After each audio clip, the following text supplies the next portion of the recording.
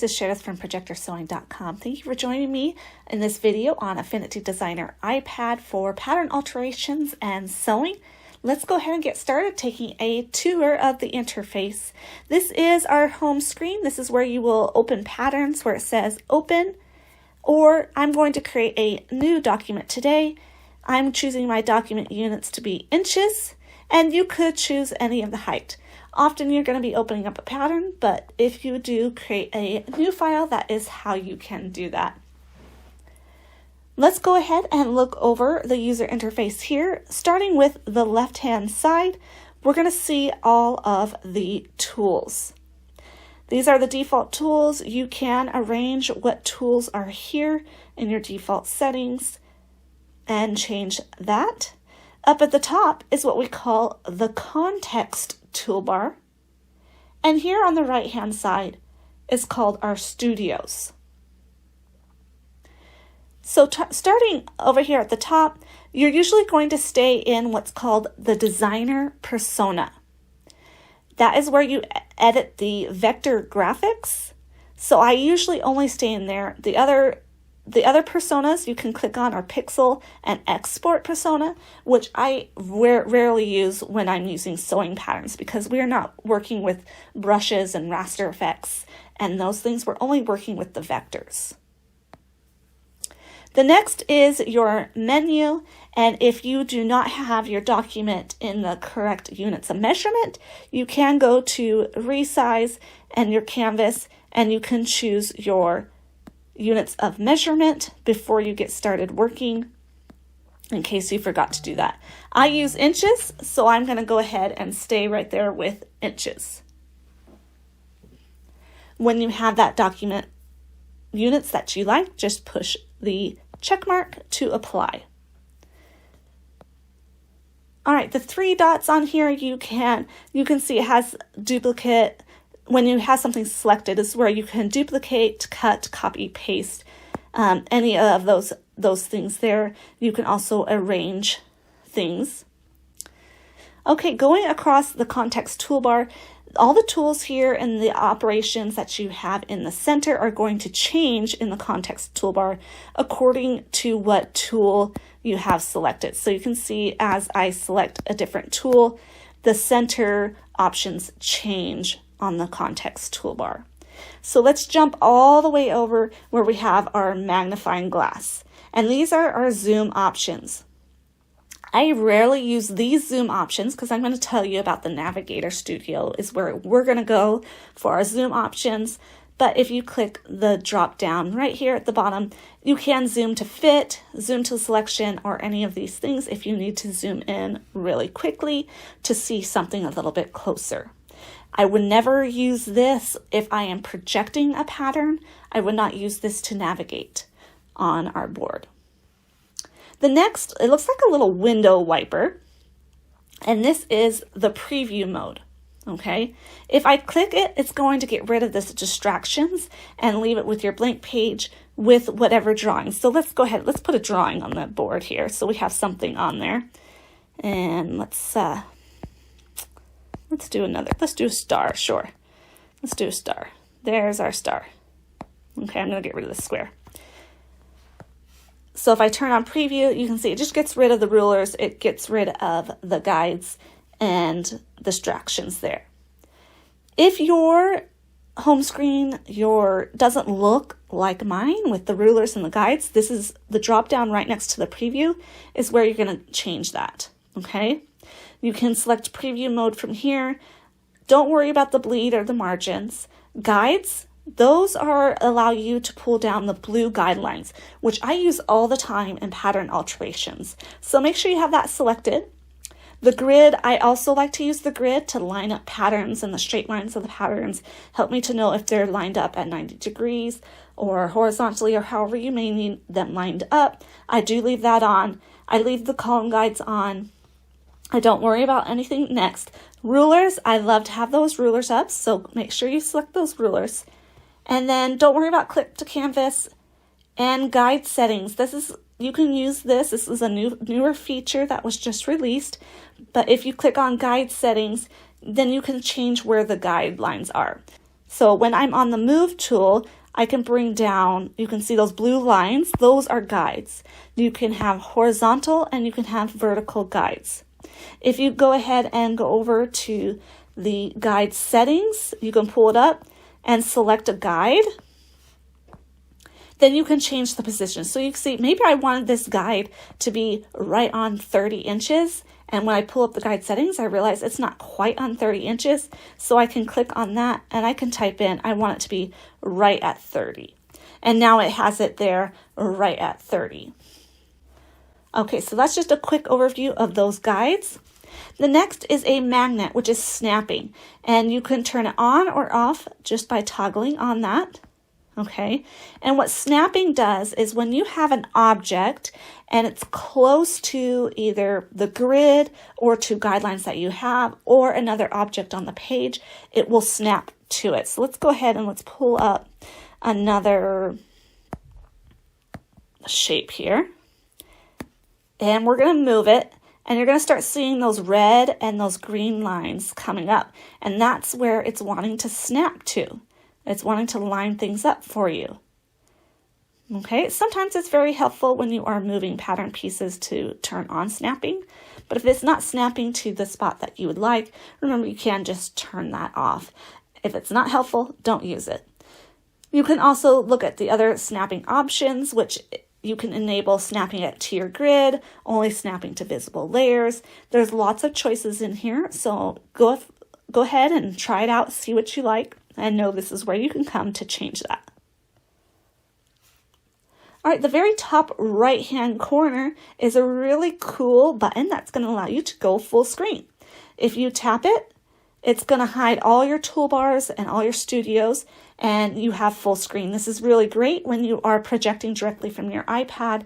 It clears all the distractions and allows you to use your full screen. You can also quickly just click it again, and it brings it all back to work on there. If you do have a tool selected, for example, if I have the pen tool and I go to full screen mode, you can still use your tools, okay, in that mode. And then turn it off. It just gives you a larger working area if you don't need those areas around. On the right hand side, down here is what we have called our studios. I'm going to go over the ones that are going to be most used for sewing purposes. And the first here, we have our color and our line thickness. If I click on color, the filled in circle is going to be the fill color. And the circle with a hole in it is going to be your line color. And you can change that simply by choosing a color on the color wheel. You have sliders, RGB sliders, hex sliders. Lots of different options for changing the colors. I'm not really doing this for art. I just need a color that will show up well. And so I usually just use the color tool, but that is up to you. I also have quick colors for colors that I use often that are on there. Next is our line width, and you can increase or decrease your line width for your pen tool. And for sewing, we usually use between 4 and 6 points. Anything higher than that is going to get a little bit thicker and throw off your accuracy of your cutting, whereas anything smaller than that might be hard to see on your projector.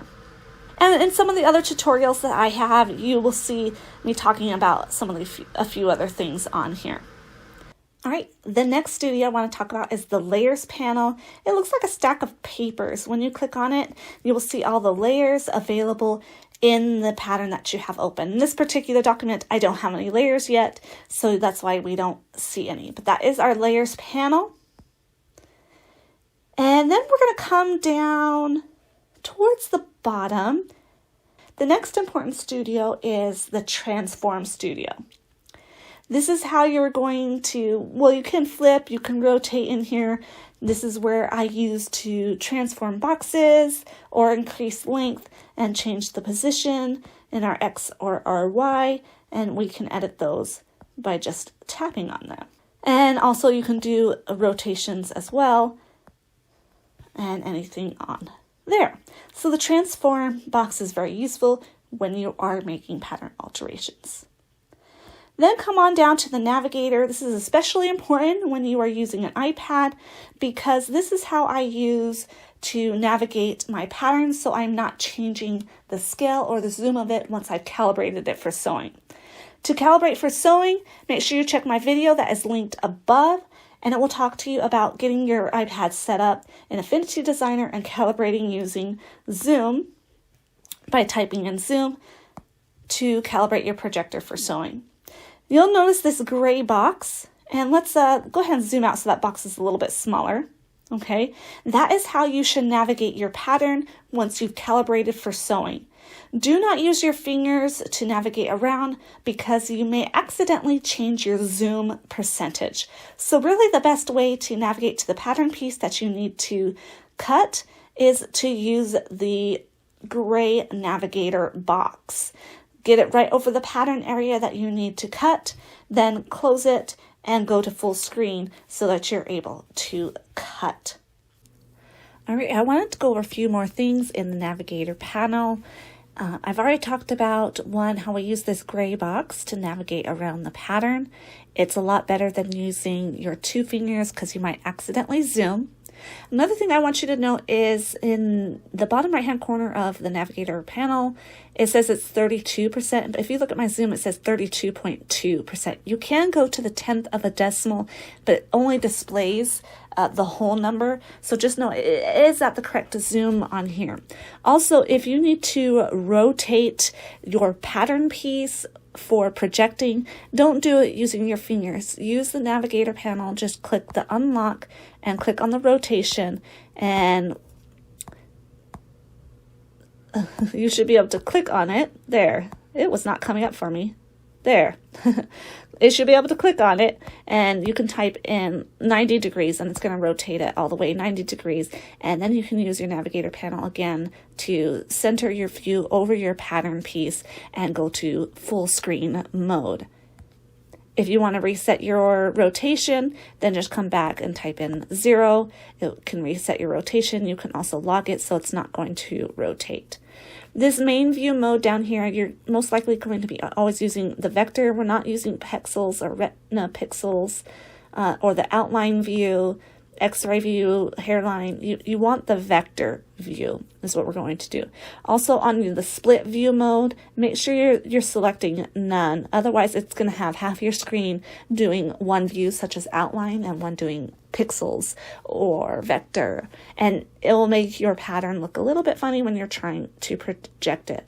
Again, if you haven't turned off some of the settings that will help you to present on an external device and mirror your screen, if you have a hard time mirroring your screen, I do go over that in my video Getting Started with Affinity Designer iPad on which setting to select so that you can view it on your projector if you are choosing to project from Affinity Designer iPad. Last on the Studios panel is our history if you want to go back to a certain point, and you can be pushing undo, but history is also available there.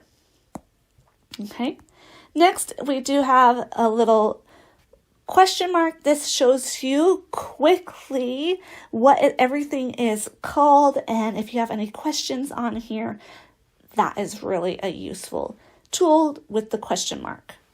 Okay. So let's go ahead and go over some of the tools. Let me zoom out here. Oh, before I do that, let's go ahead and talk about this cool little button down here at the bottom, which is called the Toggle Command Center. If you don't see that on your screen, the easy way to access that is to choose the menu with the 3 drop-down box and choose the Toggle Command Center on or off. The Toggle Command Center is where you can use the modifier keys for certain tools. So when I'm in Affinity Designer on the desktop, if I am saying push Shift or Control, this is how you access them. If you tap once, you can see our Shift up at the top. If you tap it, it will lock it, or you can tap and drag the center of it over it, and it will only be activated while you're holding it, or over here to our Control. Those are the most common that you're going to use, those two for pattern alterations. And as I'm going through the tools, I'll talk about when you can use those. All right, the first tool that we're going to talk about is our Move tool, which will just select anything. And currently I have Auto Select enabled, And I do like to have that enabled. That's what I use most often, but you could try it on and off as well. The other thing that you might want to use a lot that I do use is enable transform origin. Okay, if I am rotating around anything and I want to pivot around a certain point, if you're rotating bust darts or just rotating the pattern in general, you'll want to enable that transform origin. Okay, and what that is, let me zoom in and see if you can see it a little bit. It's going to get smaller and smaller. Right here is where that transform origin is. And on a shape, you can move that to any point of the shape and it will rotate around that shape. So now I can use the rotate handle and it's going to rotate around that transform origin that I chose. Very nifty tool to have. Right now I do have it selected on default selecting, but I can also change that to just the objects or to groups. Most often I use the default, but if you're trying to get an object or something that is underneath another, you can go ahead and select some of those others. So if I wanted to just get something that you're having a hard time getting, or you want to get a group of things, that's one way to do it. There's also on here, the next thing you might use is our transform button, where we can quickly flip or mirror an image by flipping. Now it's hard to tell on that shape, so let's go ahead and do over here. Let's do a vertical flip for that shape, and you can see it flipped vertically. You can also do simple rotations, and it will start with 90 degrees. Okay, those are the most often things that you use using the Move tool. You can also drag and select everything on your screen. Once you have a shape selected, you could also push the trash can, which will delete it. Let me go ahead and move off some of these guidelines here. All right, let's go down. Next we have on mine is the node tool, but before we do the node tool, I actually want to talk about the pen tool. So I'm going to jump down to the pen tool. And with the pen tool, you can just draw lines connecting dots. So if I'm tracing a pattern, I just start tapping with my pencil, and it's going to start going around the shape that I am tapping. You can end a line by starting right where you were from the beginning, or by double tapping. If you double tap, it will end the line. So see, I started a new line because I double tapped. And it's starting a new line because I double tapped. Okay. You can also, if you are drawing and you drag it, it's going to turn into a smooth node or a curve node, and you can make a curve by adjusting those blue handlebars. And again, you do that by clicking and dragging. Make sure you try that on yours. Okay, and then I can keep drawing and click and drag and make another curve. A cool modifier with the pen tool is you can change it to the node tool by holding two fingers, and now I can change those nodes without it drawing again more lines. When I let go, it's back to the pen tool right where I left off. My page is getting a little cluttered, so let me go ahead and select all of that again, and let's just trash it. Okay, pen tool, two fingers, changes to the node tool, and now I can select those nodes, change them, and continue drawing. Okay.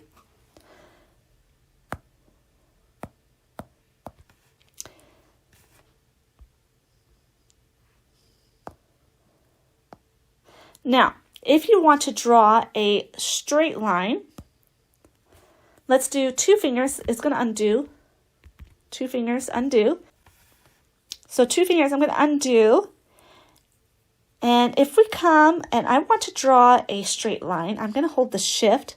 And you can see it had that yellow line is appearing. When I'm getting close to it, I'm actually not touching the screen yet. It's just showing me where that is going.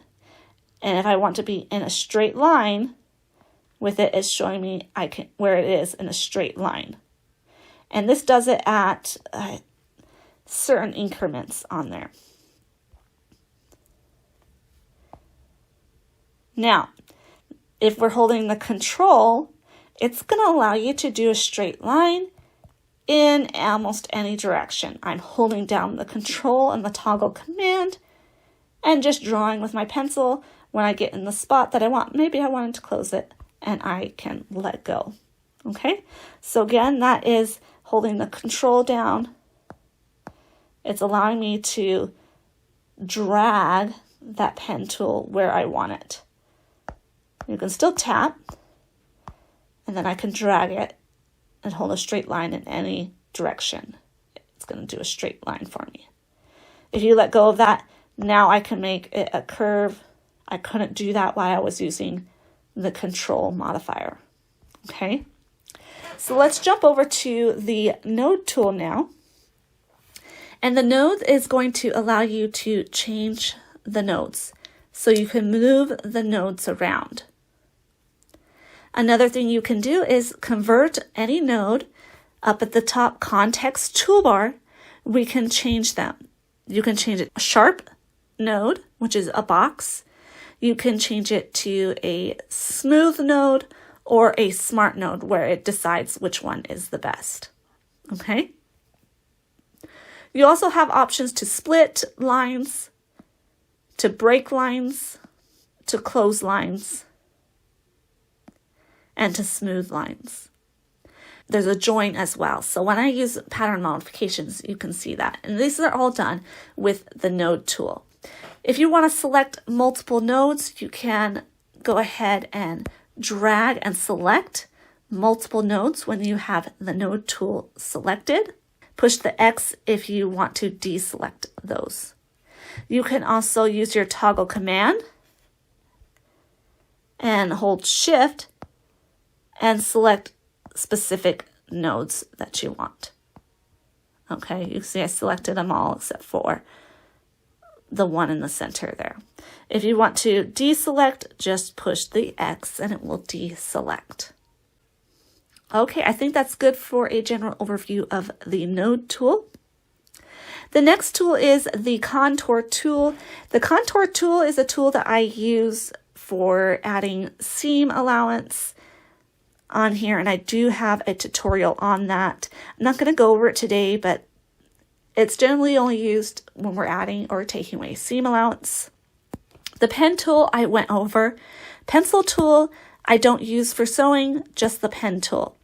The next tool that I use quite often is the knife tool. This is anytime you need to cut a pattern. In order to cut a pattern, you need to have the object selected that you want. Then we can take the knife tool and you can cut it in any shape that you want. You see how it drew those cut lines in there. In fact, let me select all this here. Let's go ahead and start with a clean page. I'm just going to get a shape out here for us. Okay. And I have that shape selected. I'm going to come to the knife tool and I can slice it really any way you want. That's a freehand. Now if I come back to the select tool, click off of the shape, and each of those are its own separate piece. So that's what's pretty cool about the knife tool, but most often we want to cut in a straight line. So let me go ahead and select one of these pieces and show you how we can cut in a straight line. We're going to use the modifier tools. The first one you can use is Shift, which again, it only does in certain increments, you can see here, in straight lines. However, often you want to go in any increment that you want, any angle that you want. So press Control. Let's go ahead and select this shape.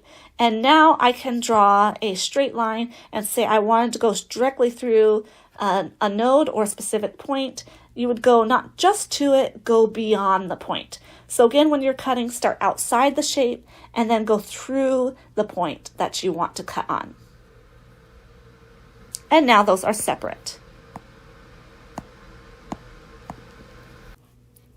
Okay, let's talk about the measure tool. I've gone ahead and pulled up a bodice block, and the measure tool looks like a ruler, and you just tap on that, and this allows you to measure any straight line between 2 points. So you can just tap their point, and you can drag it to your finishing point, and it will show you where that is ended.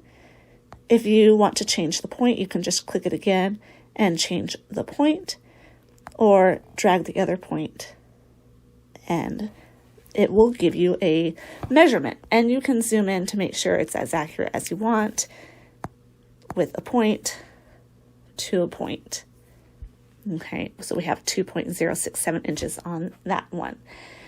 Now, the problem with the measure tool, how we have it now, it does not measure curves. You can measure a straight line, but it doesn't measure curves. So how do we measure curves when we are working with patterns? We do that using the area measure tool. And to select that, you use the drop down the arrow right at the bottom of the measure box, and you select the area. When you come to the area tool and you click on an object, it will often show you the area of a distance, and it's not doing it with a shape. So let me go ahead and draw a shape here. If I click on area, it's going to come over here and it's going to show me the area inside. And then if you click on the line, it will show you, right now it's showing me the perimeter is about 16 inches in length. But it doesn't show me the curve. So let me show you how you can measure a curve. And you're going to do that by using your node tool. Okay, and what I'm going to do is I'm going to break the nodes right at the top and the bottom of the curve. Okay, so I'm going to break that top one, and I am going to break the bottom one, and we're going to see if we can measure that curve. So come back to the area, and I'm going to select my piece, come back to the area, and now you can see it's still showing the area in that selected figure, but if I come over and I'm going to click right on the line, it's not letting me do that here. There. Let me see if I can select it with the select tool here. There. I'm going to select that curve. Sometimes it's finicky and you have to play around with it. So I use the move tool, and I'm going to select just that curve where I broke the nodes, and come back to the area tool. You can see it's already highlighted in red, and now I touch on it and it's showing me it's about 2 inches. That curve is 2 inches on there. And you can zoom in to see where the line is broken and correct anything that you might want to with that curve in there. But that's how we measure curves. I can do that same thing with the arm size. So I'm going to come back to the move tool and the node tool. And with this other curve, you don't want to leave it there. You want to have it joined. And I'm going to push select, shift, and hold that here. Now we've got those both selected. And we can join, okay, and select those two. Let's do shift and select this one. Now we can select both of them. So I have both the curve and the line selected, and then you can join them back together. And then we shouldn't have that issue again. And come back, we're going to measure the arm side now. So I'm going to click on the node right at the top, and I'm going to break it, the node right at the bottom, and we're going to break it. Now I'm going to select that curve, come to the area tool. It's already highlighted in red. Just put my pointer on it, and we have 3.7 inches. And it will, whatever unit of measurement your document is in, is what it will do. Okay, and then again, don't forget to come back and select, hold shift and select both the nodes for the top and the bottom, and let's go ahead and make sure they're joined. And again here, shift here, and let's join. Okay, so it's completed that. It's all one piece now. And now you can see it's all connected. I can still move it around. So just don't forget, if you do break those nodes to measure the curves, that you do go ahead and make sure to join them again.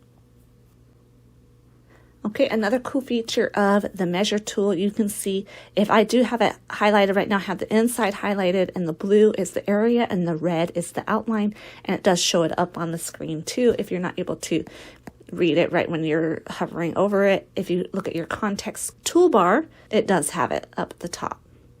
You can now use lots of the other tutorials that I use for desktop and convert them directly to your iPad. They will be the same, just some of the tools are accessed a little bit differently on your iPad. Let me know if you have any questions below, and thank you for tuning in today.